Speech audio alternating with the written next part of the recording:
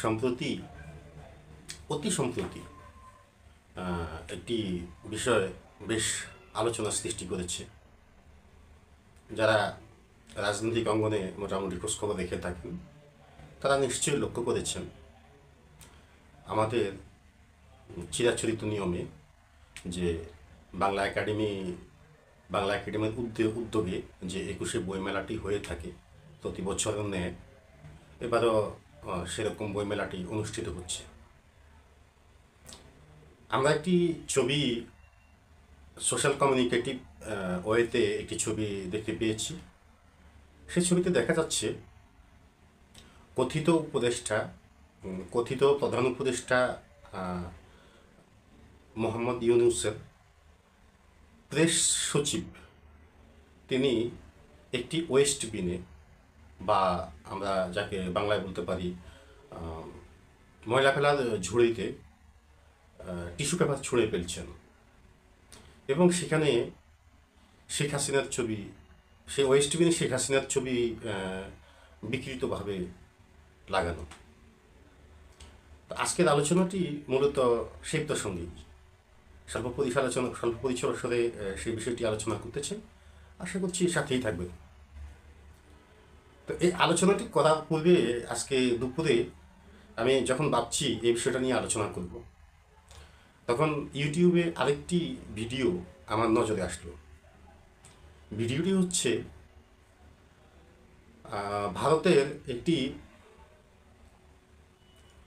জনপ্রিয় সংবাদ মাধ্যম রিপাবলিকান বাংলা একজন উপস্থাপকের মুখোমুখি হয়েছেন সেই আলোচিত প্রধান উপদেষ্টার প্রেস সচিব জনাব শফিকুল ইসলাম। আমি যখন আলোচনাটি করবো ভাবছিলাম, তখন আমি আগ্রহ নিয়ে যখন এটি আমার চোখে পড়লো, এই ভিডিওটি যখন চোখে পড়লো, তখন সেটি ভালোভাবে একটু খেয়াল করলাম তিনি কী বলছেন, কী ধরনের কথাবার্তা বলছেন, কেমন ব্যক্তিত্ব তার। তো সেখানে রিপাবলিকান বাংলার উপস্থাপক ময়ূক অত্যন্ত দুর্দান্ত একজন উপস্থাপক এবং শক্তিশালী একজন সাংবাদিক। তিনি শফিকুল ইসলাম সাহেবকে প্রশ্ন করছেন বাংলাদেশের মৌলবাদের উত্থান সম্পর্কে। শফিকুল ইসলাম সাহেব পাল্টা প্রশ্ন ছুটছেন, আপনাদের দেশে তো মৌলবাদ আছে। তিনি প্রশ্ন করছেন যে বাংলাদেশে হিন্দুদের উপর নির্যাতন নিষ্পেষণ হচ্ছে। আমাদের শফিকুল সাহেব উনিও পাল্টা জবাব দিচ্ছেন, আপনাদের দেশেও তো মুসলমান নিপীড়িত হচ্ছে। এবং জঙ্গি নেতা মামুনুল হক সহ আরও কয়েকটি ভিডিও উপস্থাপন করে মামুনুল হকেরা যেভাবে ঔদ্ধত্যপূর্ণ বক্তৃতা করে থাকেন, ঔদ্ধত্যপূর্ণ বিভিন্ন মেসেজ উপস্থাপন করে থাকেন, সেই ধরনের কয়েকটি ভিডিও উপস্থাপন করলেন ময়ূক। এবং প্রধান উপদেষ্টার সেই দেশ সচিবকে জিজ্ঞেস বলা হলো যে এই বিষয়ে আপনার বলার কী আছে। তিনি বললেন, আপনাদের দেশেও তো হিন্দু ধর্মীয় মৌলবাদ আছে। অর্থাৎ যতগুলি বিষয়ে তাকে প্রশ্ন করা হলো, তিনি একজন প্রাজ্ঞ রাজনৈতিকের মতো বা প্রাজ্ঞ কূটনৈতিকের মতো একটি জায়গাতেও তিনি অ্যান্সার করতে পারলেন না।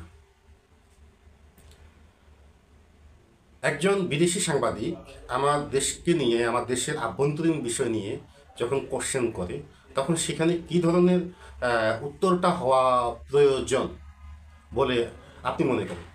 আমি তো মনে করি শফিকুল ইসলাম সাহেব অত্যন্ত বালখিল্য কয়েকটা উত্তর দিয়েছেন, যেটি একজন কূটনৈতিকের ভাষা হতে পারে না বা একজন রাজনৈতিকের ভাষা হতে পারে না। এই ধরনের প্রশ্ন যদি একজন প্রাজ্ঞ রাজনৈতিককে করা হতো, তিনি সে ধরনের কৌশল খাটিয়ে উত্তর দিতে পারতেন। এবং আমার মতো অতি নিকৃষ্টতম একজন নাগরিককে যদিও প্রশ্ন করা হতো, তিনি কৌশল খাটিয়ে উত্তর দিতে পারতেন। যেমন আমাকে যদি প্রশ্ন করা হতো, আমি বলতাম, দেখেন, বাংলাদেশ বহু মতের, বহু ধর্মের, বহু বর্ণের, বহু গোত্রের মানুষের বসবাস। বিভিন্ন মানুষের বিভিন্ন রকম দাবি দেওয়া থাকতেই পারে, কিন্তু আমাদের সংবিধান সেগুলোকে সমর্থন করে না। আমাদের সংবিধান সমতার সংবিধান, আমাদের সংবিধান সাম্যবাদের সংবিধান, সমাজতন্ত্রের সংবিধান, গণতন্ত্রের সংবিধান, ধর্ম নিরপেক্ষতার সংবিধান। আমাদের সংবিধানে জঙ্গিবাদের ঠাঁই নেই, আমাদের সংবিধানে মৌলবাদের ঠাঁই নেই।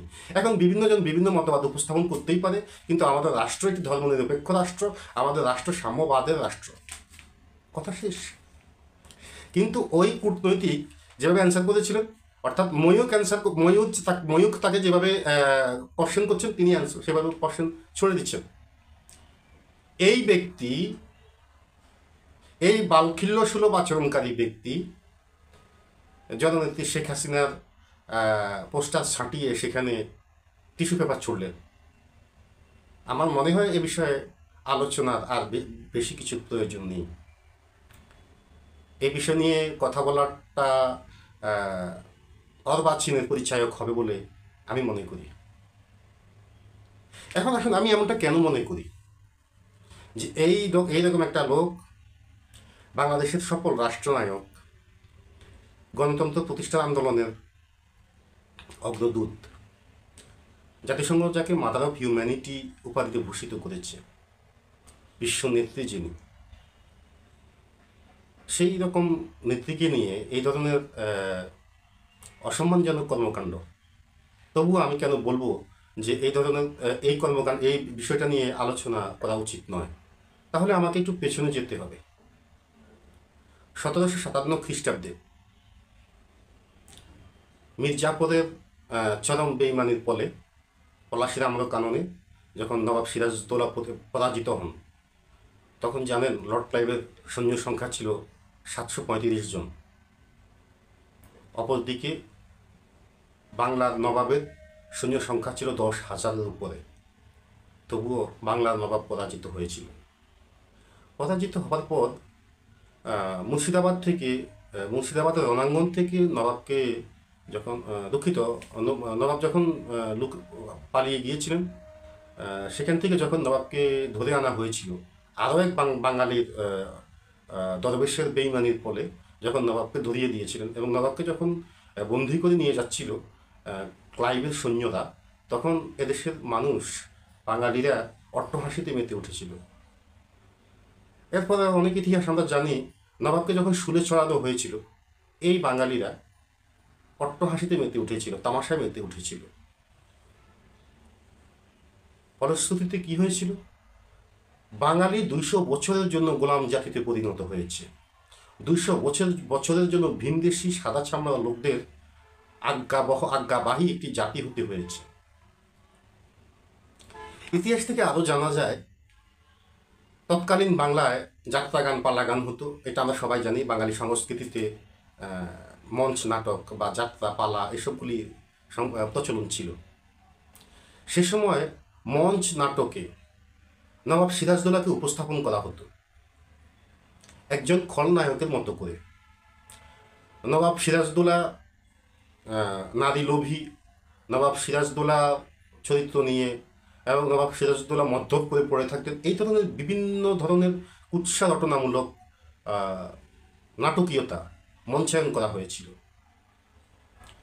কিন্তু সত্য কি কখনো চাপা ছিল? আমরা আজকের প্রজন্ম যে নবাব সিরাজউদ্দৌলাকে জানি, তিনি কি আমাদের কাছে কখনো অসম্মানের? কিন্তু এই ইংরেজরা, লর্ড ক্লাইভের অনুসারীরা এবং মীর জাফরের অনুসারীরা নবাব সিরাজউদ্দৌলাকে বিকৃতভাবে উপস্থাপন করার চেষ্টা করেছিল। কলকাতায় লর্ড দুঃখিত আমার ঠিক মনে নেই, একটি দুর্গ অনেকদিন পর্যন্ত ছিল জাদুঘর হিসেবে, যেখানে বলা হয়েছিল যে নবাব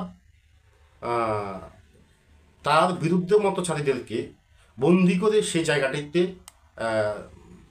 নির্যাতন করতো। অথচ এটি ছিল সম্পূর্ণ একটি বানোয়াট কথাবার্তা এবং বানোয়াট কাহিনী। একটা সময় কলকাতা ইসলামিয়া কলেজের শিক্ষার্থীরা সেই দুর্গটি ভেঙে ফেলেছিল। এই তো বললাম নবাব সিরাজউদ্দৌলার কথা। জাতির জনক বঙ্গবন্ধু শেখ মুজিবুর রহমানের জীবনের অধিকাংশ সময় কারাগারে কেটে গিয়েছিল। বাঙালি জাতির স্বাধিকার লড়াইয়ের আন্দোলনের নেতৃত্ব দিতে গিয়ে। বাংলাদেশের স্বাধীনতাটা 9 মাসে এসেছে, কিন্তু এর প্রক্রিয়া 9 মাসে হয়নি। ছাত্রলীগ প্রতিষ্ঠা হয়েছিল 1948 থেকে শুরু করে বিভিন্ন আন্দোলনের মধ্য দিয়ে একটি একটি একটি একটি করে ধাপ অতিক্রম করে বাঙালির স্বাধিকার আদায়ের লড়াইটা এগিয়ে এসেছিল। সেখানে কে নেতৃত্ব দিয়েছিল? বঙ্গবন্ধু শেখ মুজিবুর রহমান। বিচ্ছিন্নভাবে জীবনের প্রায় 24টি বছর তিনি জেল খেটেছেন। আপনাকে আমাকে 1 মাসের জন্য জেল খাটতে বলুক বলুক না কেউ, আমরা জেল খাটবো? মামলার কথা শুনি আমরা, আমাদের হাত পা গলা শুকিয়ে কলেজে শুকিয়ে কিছু থাকবে? সেই মানুষটি জীবনের এমন সোনালি সময়গুলি কারাগারে কাটিয়ে দিয়ে আমরা আমরা এমনও শুনেছি, শেখ জামাল যখন শেখ হাসিনার সাথে বঙ্গবন্ধুর সাথে দেখা করতে গিয়েছিলেন, তখন শেখ জামাল শেখ হাসিনাকে বলেছিলেন, হাসুপা তোমার বাবাকে আমি বাবা বলে ডাকতে পারি? অর্থাৎ বাবাকে চিনতে পারেনি, এমন ইতিহাসও ছিল। সেই বঙ্গবন্ধুকে আজকে বাংলাদেশ স্বাধীন হবার 53 বছর পরেও যেভাবে অবমাননা করা হয়, অবমাননামূলকভাবে উপস্থাপন করা হয়, এবং কয়েকটি প্রজন্ম ইতিহাসের বিকৃতির কারণে বঙ্গবন্ধু সম্পর্কে যে বিরূপ ধারণা লালন করে, তাতেও কি বঙ্গবন্ধুকে অবমাননা করা গেছে? নিশ্চয়ই নয়। বঙ্গবন্ধুকে খাটো করা যায়নি। বঙ্গবন্ধুর ঐতিহাসিক ভাষণটি ইউনেস্কো বিশ্ব ঐতিহ্য হিসেবে ধারণ করেছেন বঙ্গবন্ধুর কণ্ঠ। আমাদের আরও কয়েকজন নেতা রয়েছেন, আমাদের কথিত স্বাধীনতার ঘোষক রয়েছেন, তাদের বিষয়ে তো আর বেশি কিছু বলে আমি রাজনৈতিক বিতর্ক করতে চাই না। যাই হোক, শেষ পর্যায়ে আসি। ওই ওয়েস্টবিনের যে কথাটি প্রথমে বলেছিলাম, বা ময়লার ঝুড়িটি, সেটি কারা স্থাপন করেছিল? এরা কারা? এদের পরিচয় কি? এরা কি ছাত্রদলের কর্মীরা? না, ছাত্রদলের কর্মীরা তো নোংরামি জানে না। ছাত্রদলের কর্মীরা, ছাত্রলীগের কর্মীরা এত নোংরামি জানে না। কাউকে খাটো করা, কাউকে কটাক্ষ করা, কাউকে অপমান করা, এটা ছাত্রদল বা ছাত্রলীগের এইসব সংগঠনের কর্মীরা বা কোনো সাহিত্য সংস্কৃতিবিদেরা এই ধরনের কর্মকাণ্ড করতে পারে না, বা সাহিত্য সংস্কৃতি মনারা এই ধরনের কর্মকাণ্ড করতে পারে না। এখন প্রশ্ন হচ্ছে, তাহলে বইমেলার মতো জায়গায় এই বিনটি কিভাবে স্থাপিত হলো? এই ওয়েস্ট বিনটি কিভাবে স্থাপিত হলো? কারা করলো? এটা তারা করেছে যারা নিজেদের রাজনৈতিক পরিচয় গোপন করে ছাত্রলীগে অনুপ্রবেশ করেছিল, এবং ছাত্রলীগ থেকে এক সময় সমন্বয়কের রূপ ধারণ করেছিল, এবং কথিত আন্দোলনে অংশগ্রহণ করেছিল। এটা তারা স্থাপন করেছিল। আমি আমার এক রাজনৈতিক জীবনে দেখেছি, ওই তারা যাদের নাম মুখে নিলেও হয়তো বিপদে পড়তে হবে, হয়তো প্রকাশ্যে কুপিয়ে হত্যা করা হতে পারে। আমি সেই জঙ্গি সংগঠনটির নাম আমি মুখে নিতে চাই না। তো তাদের কাজই হচ্ছে এই ধরনের অপমান, কটাক্ষ করা, অবমাননা করা। তো এ বিষয়ে আলোচনার প্রয়োজন মনে করি।